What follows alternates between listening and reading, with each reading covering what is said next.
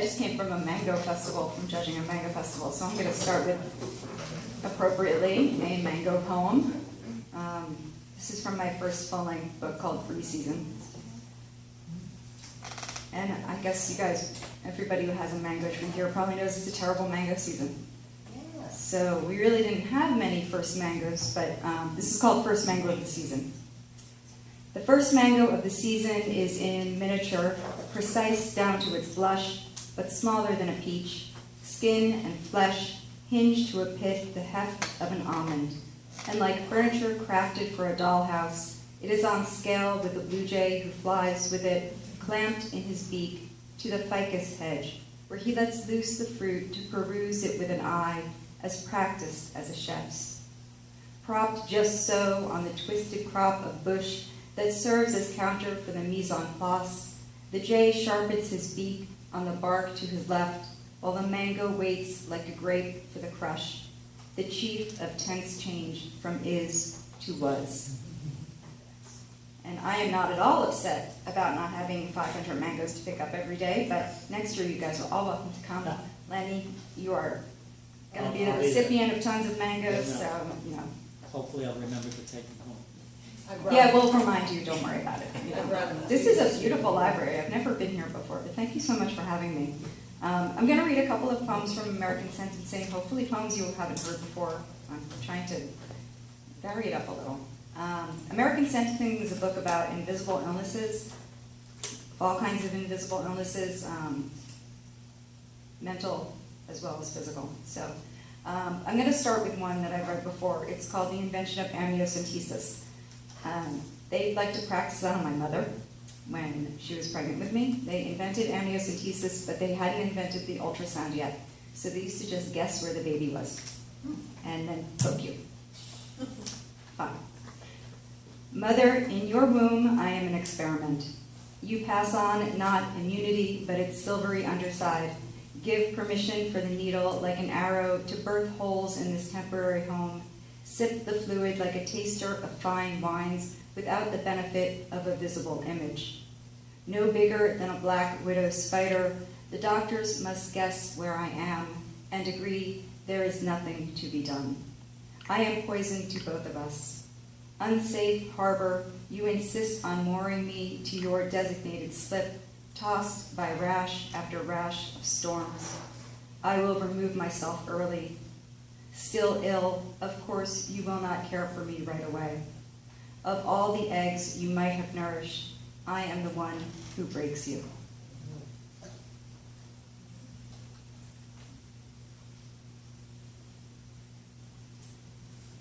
Self-diagnosis, tropical depression. I am a fractured horizon, unmet by either deep ocean or honest sky. My hemmed-in thoughts melt, frown, marred by rise, set, nova, repeat. What mullet could leap consistently through such endless pointillism and still know where to land? What manatee could find space to surface? What dolphin air to breathe? I swim with hands ready to meet door jamb, feet to bedpost. Tentacled, toxic to all but their host. Bruises blossom like sea anemone. Sheets of silk or water draw me between. There is little point to knowing up or down. On days like this, it's sideways that I drown. That was actually a poem about vertigo, which is a really fun thing to experience.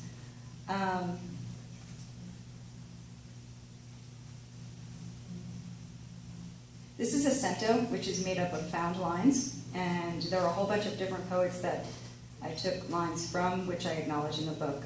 This is called ICU Prose Cento.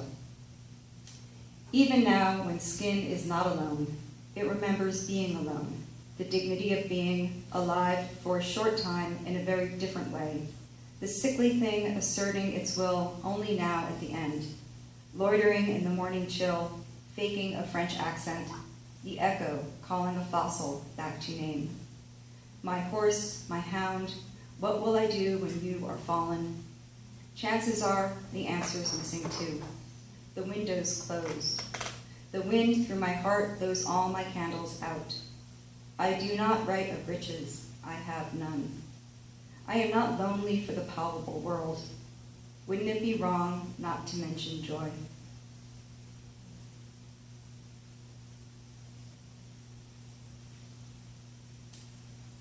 This is a poem that I wrote in Sweden.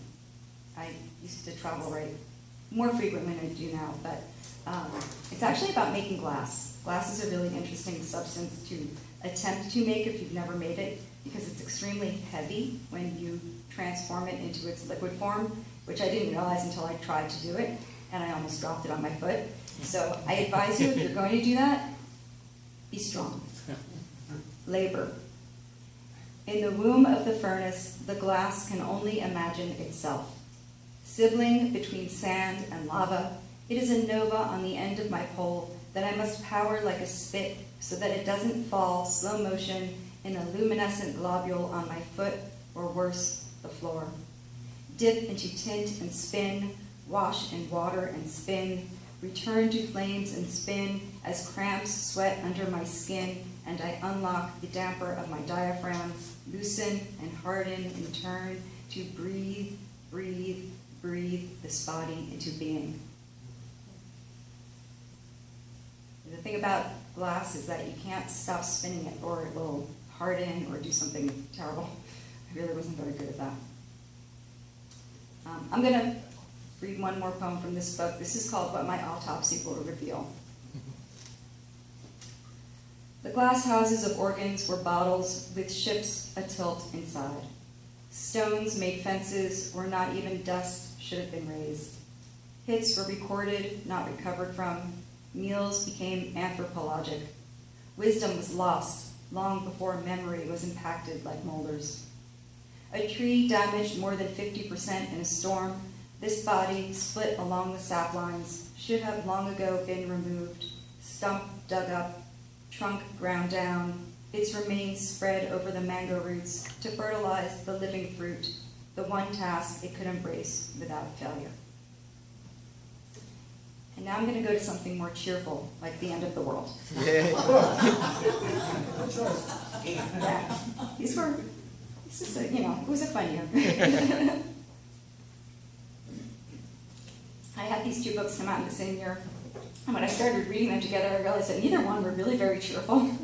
So, The Treasures That Prevail is about Miami drowning, and it was a fun book to write, actually, because I got to imagine what it would be like living in my house, which has lots of mango trees, and kind of privately trying to build a stilt house in the backyard without anybody knowing it.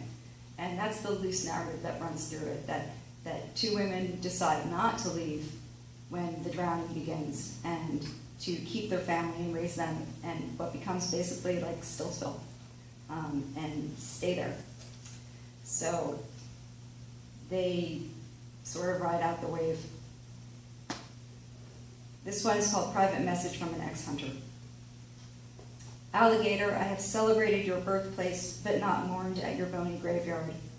I have scorned and burned the unobtainable terrain, flushed out those who have remained hidden with false calls, duck, quail, pheasant, grouse. This is where I've leveled threats and bulleted demands, my dear, for your rack and meat. You, boar, have met my hands, atrophied. I don't miss you. I miss the hope of you.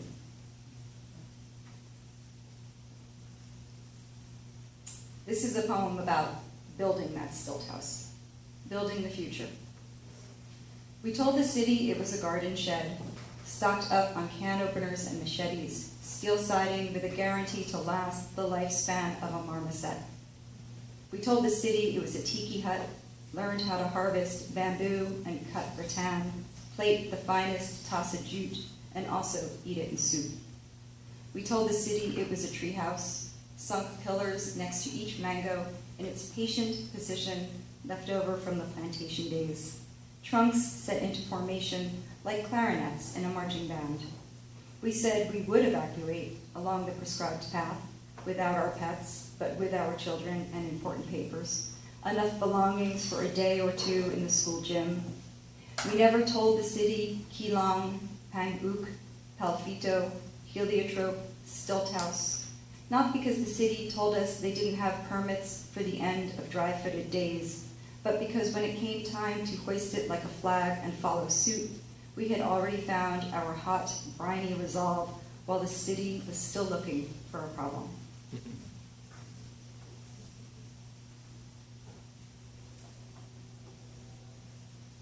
This is in the house now, for use in forecasting.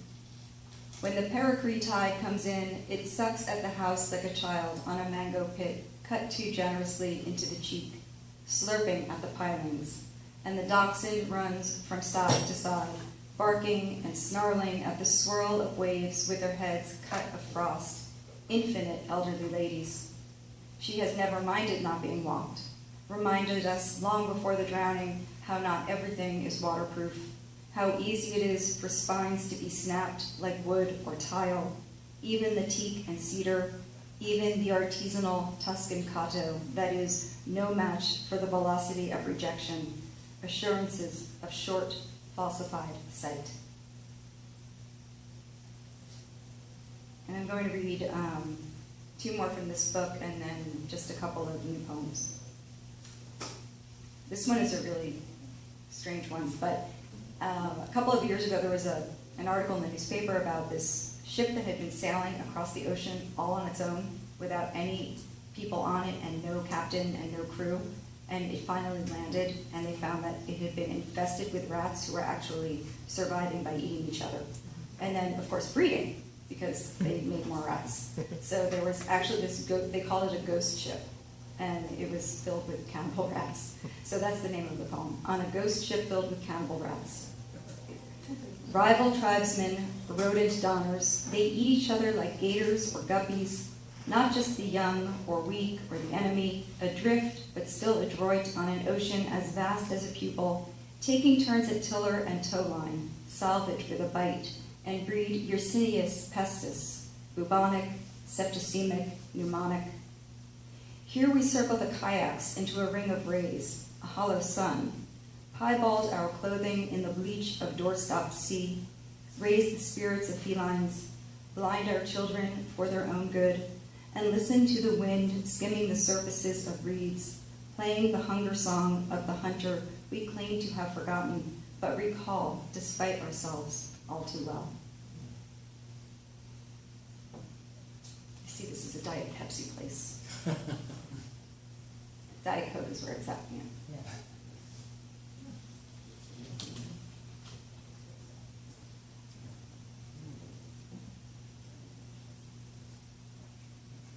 This is the last poem in the book. This is actually the poem that I started with, and it's called Steed Barefoot Over the Wrecks. It has a line from Adrian Rich, and this is also where the title of the book came from. I came to see the damage that was done and the treasures that prevail. The trick is to ease the hold on the handle. Don't allow knuckles to knot like curtains over a rod braced between the shoulders of a double-hung window. I lie back in the water to start, feet meeting hands, greeting rope at mid-thigh, ears immersed in the amniotic bouillon, listening only to the heartbeat of the ocean, as if there is no other world, was never another world below me. I give a thumbs up to the driver of the boat who will ease me, feeding me out from the other end of the cord before pulling taut, and I resist the drag. This is not labor.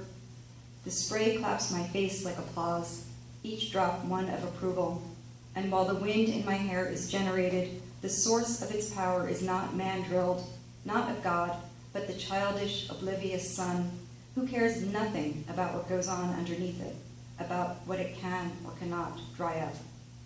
And I am up, riding the weedy surface on the flats of my feet, over flooded, flattened houses, whose ghosts billow under my soles, blowing up into a white-tipped wake that my heels zip through, sun-bruised, mango-cured, tough as sharks.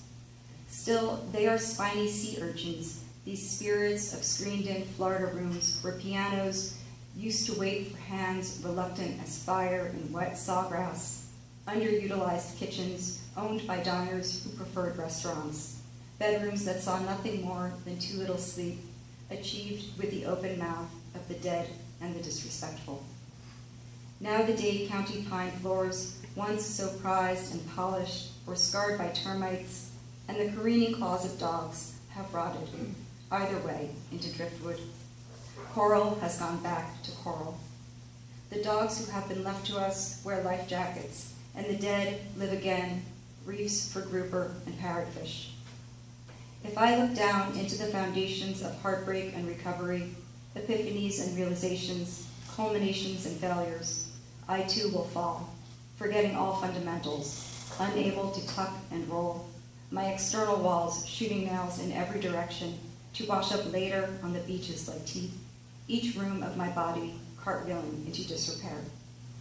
So I keep my eyes forward toward what would be the ponytails of palms and the canopies of mangoes, if those trees still rooted here, and my grip casual, thumbs lined up next to index fingers as if on a golf club, holding on to nothing too dearly.